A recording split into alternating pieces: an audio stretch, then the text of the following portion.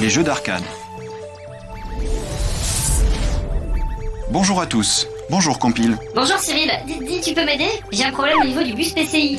Eh bien ça tombe bien, j'ai envie de me faire une petite partie de Rainbow Island en arcade. Ah, tu vas douiller, hein, ça coûte cher un jeu en arcade. Et en plus, c'est gros et moche. Il n'y a que toi pour ne pas voir la beauté du PCB bien agencé. Ah, ses résistances, ses condensateurs, ses deep switch. À ce propos, je voulais te parler d'un bus. Dis-moi Compile, est-ce que tu sais ce que c'est que le JAMA au moins? Attends, je cherche sur le net. Ça veut dire Japan Amusement Machinery Manufacturers Association. En fait, c'est le format le plus courant des jeux qui fonctionnent sur tes cousines les bornes d'arcade. Attends, tu rigoles? Une borne d'arcade, c'est pas un ordinateur. C'est juste un gros périphérique. Oui, tu as raison.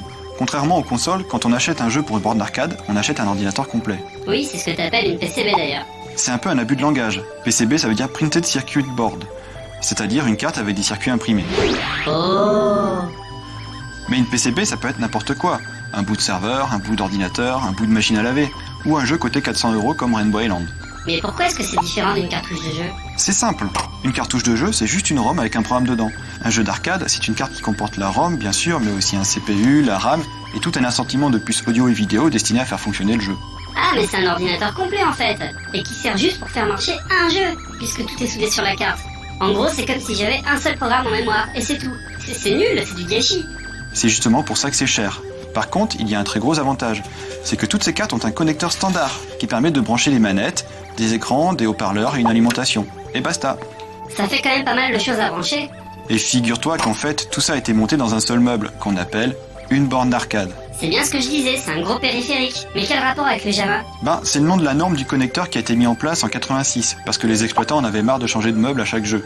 À partir du JAMA, n'importe quel jeu pouvait se brancher sur n'importe quelle borne. Y a rien de nouveau, hein, moi aussi je peux faire tourner plein de jeux différents. Oui, mais seulement s'ils ont été programmés pour toi. Tu te souviens qu'en arcade, le jeu est un ordinateur complet sur une seule carte. Et ça veut dire que sur une borne d'arcade compatible JAMA, on peut aussi bien brancher un vieux Rainbow Island de 87 qu'un jeu Cave de 2010. Oui, c'est juste que c'est compatible. Ouais, mais c'est pas rien. Essaye de brancher un PC sur un écran de 87, tu vas avoir des surprises.